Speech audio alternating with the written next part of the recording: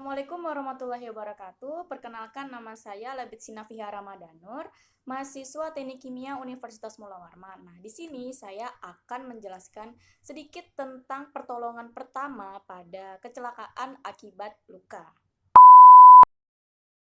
Cedera atau kecelakaan ringan dapat dialami oleh siapa saja di lingkungan terdekat sekalipun, semisal rumah, sekolah, maupun tempat kerja. Data Riset Kesehatan Dasar tahun 2013 menunjukkan secara nasional cedera yang paling banyak terjadi adalah di jalan raya, yaitu sebesar 42,8%. Nah, lalu disusul dengan rumah yaitu 36,5% dan di sekolah 55,4%.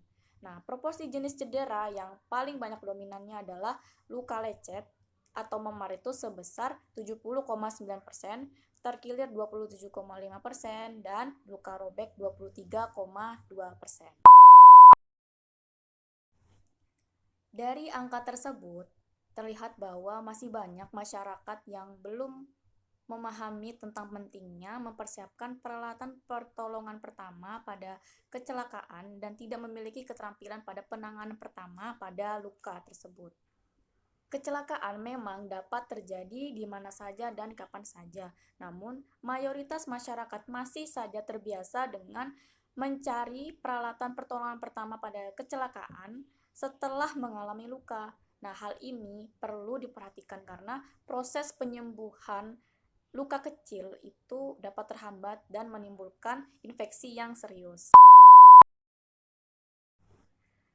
Luka kecil yang sering sekali dialami oleh banyak orang yaitu luka lecet. Nah, luka lecet ini biasanya hanya terkena lapisan kulit. Nah, misalnya jatuh dari motor dan berdarah.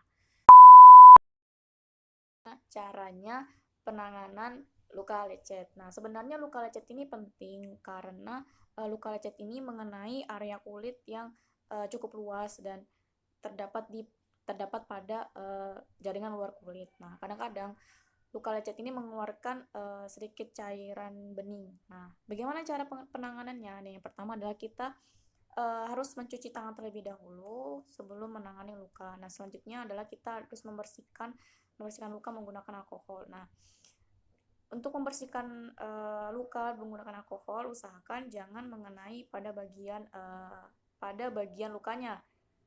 Nah, kita membersihkan pada areanya saja.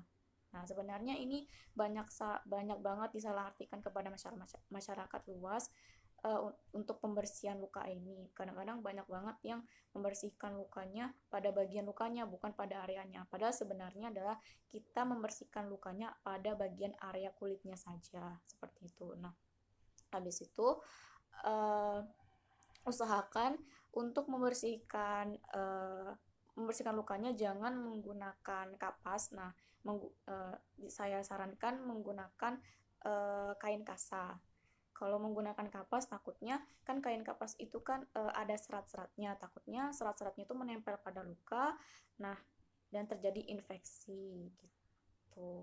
Nah, habis itu karena sudah dibersihkan, baru berikan antiseptik pada bagian luka. Setelah diberi antiseptik, tutup agar tidak terkena udara kotor. Nah, untuk penyembuhan berkalanya bisa setelah mandi dibuka dan diganti dengan kasa yang baru. Nah, ada juga banyak yang mengatakan bahwa kalau luka lecet ini jangan terlalu lama dibiarkan tertutup, biarkan terbuka supaya ada udara yang masuk dan penyembuhannya cepat.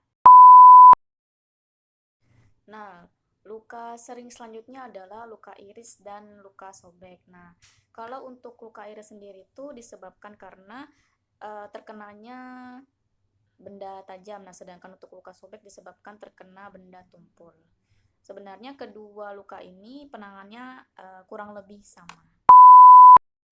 Nah, bagaimana cara penanganan luka teriris? Yaitu yang pertama adalah hentikan pendarahannya. Bisa menggunakan kain kasa steril.